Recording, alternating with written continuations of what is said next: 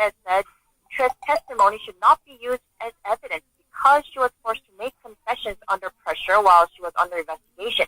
The prosecution, however, denied that her confessions were forced and said Chul and An are trying to prevent the court from using evidence that could be damaging to President Park.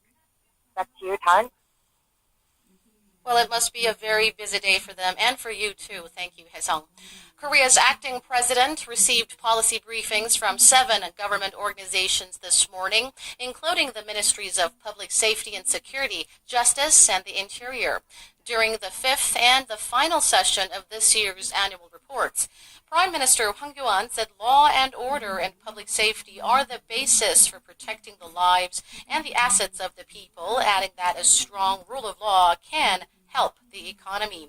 He again called on public servants to commit to making Korea safer and more secure and ensuring the public feels the effects of the administration's policy initiatives. Hwang is planning to give a national address and hold a press conference just before the Lunar New Year holiday to lay out his vision for state affairs and call for support from the public and political parties.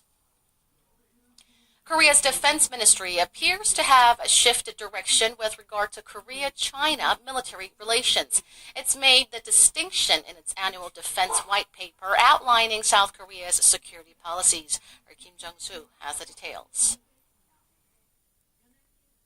What is noteworthy about this year's report is that Korea appears to have changed its stance regarding its military alliance and cooperation with China. In last year's white paper, Korea's defense ministry said that it would progressively expand its military alliance with China for peace on the Korean Peninsula and in Northeast Asia. This year, the ministry says it will strive to simply maintain the alliance rather than strengthen it. Experts say that the change in language and strategy can be understood in relation to the ongoing controversy regarding the deployment to the peninsula of the THAAD missile defense system. Although military dialogue between the two countries has generally yielded positive results over the past decade, communication between them has reached a virtual stalemate ever since Korea and the United States confirmed the THAAD deployment in July of 2016. Aside from that, it appears the ministry has decided to maintain its current working relationship with Japan. The report highlights the recent General Security of Military Information Agreement signed by the two countries on November 23rd, which allows them to directly share intelligence on North Korea threats. As for its analysis of North Korea's nuclear capability, the Defense Ministry said the regime has acquired 50 kilograms of plutonium, which can be used to make nuclear weapons. That's 10 kilograms more than its previous estimate from 2008. This year's white paper also outlines new methods of provocation to be expected from the regime, including the threat of submarine-launched ballistic missiles, cyber attacks, and other acts of terrorism.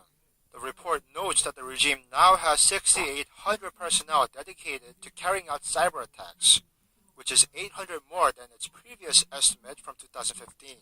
The 2017 Defense White Paper will be available in 6 languages on the ministry's website.